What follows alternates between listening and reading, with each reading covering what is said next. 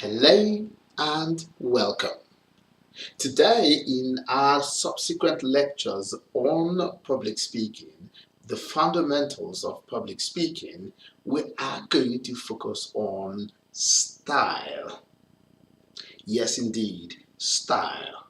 We all have styles of speaking. I know my style. In fact, people know me as somebody who is very direct. I tell you what it is and how it is. That's my style. What's your style? You see, all of us have styles. The question is, have you identified it? Have you been able to identify your style? Perception is reality. People perceive you in a different light. Each person has a way of identifying reality, and that is true for him or her. We all have pictures, images in our heads. When I look at you, I have my own realities about you, and my neighbor can also perceive you in a different light. See, your speaking style is determined by the way and style of speech. The way you speak, how you speak, the way your gestures, your hand movements, eye contacts, speaking paces, pauses, facial expressions, and above all, your energy. You see, public speaking is half theatrical. It's acting made easy. When you speak and you stand without movement, people will perceive you as somebody who's dull.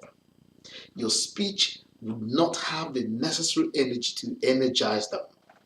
If you check very well, I know that a lot of you do not like somebody like Hitler.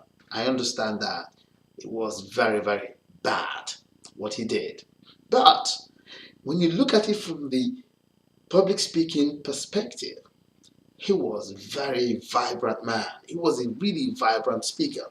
Because he's using his hands like that, waving it to the crowd, and the crowd were energized. That is theatrical. You have to add a pinch of acting. You have to. That is a style. So perception is reality. What people perceive of you will determine their reality. So the fundamental of public speaking today is about your style. How do you speak? How do you want people to perceive you? When you finish speaking, what do you want people to do or act? How do you want them to act? All these things will be based on the perception they have about you. In one word, perception again is reality. What people think, how they perceive you, how they see you is their own reality.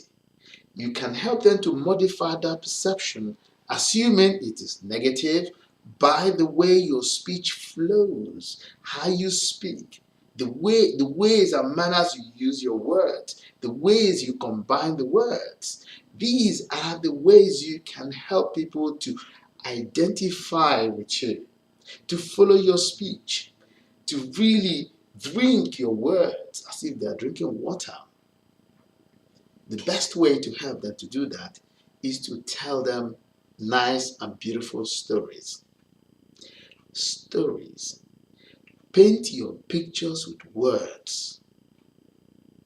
Believe me, people think in pictures. We all think in pictures. And so the more vivid your story is, the more vivid they are, the better the people perceive it. The people see it when they see the images.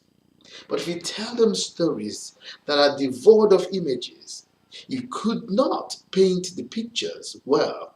They would not be able to perceive it well. And so when you go out from your presentation and you ask them afterwards, how did you feel about his speech? You would say, let me think. They find it difficult to identify the image. So the secret is paint your pictures with words. Until next time, my friends, please keep speaking up.